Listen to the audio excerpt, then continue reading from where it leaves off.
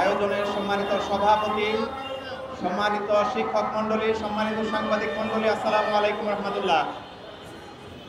আমি মনে করি স্বীকৃতিপ্রাপ্ত একটা শিক্ষা প্রতিষ্ঠানকে বেতনভুক্ত না করাটা একটা দ্বিচারিতা।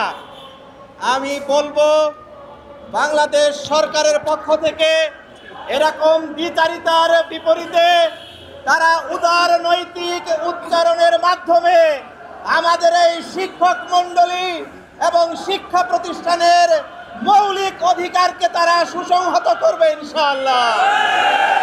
আমি বিশেষভাবে সরকারকে অনুরোধ করব, আপনারা দুর্নীতির বিরুদ্ধে জিরো টলারেন্স অবস্থান গ্রহণ করুন এবং এই শিক্ষকদের জন্য যা যা অধিকার তা প্রতিষ্ঠা করার জন্য উদ্যোগ গ্রহণ করুন। বাংলাদেশের মানুষ আপনাদেরকে সাধুবাদ জানাবে। আর যদি আপনারা এ থেকে ব্যর্থ হন, আমি আগামী দিনে আমাদের এই শিক্ষক মণ্ডলীদের সাথে সকল আন্দোলনে আপনার জনতাকে অংশগ্রহণ করার আহ্বান জানাচ্ছি। ধন্যবাদ সবাইকে। আসসালামু আলাইকুম রহমতুল্লাহ।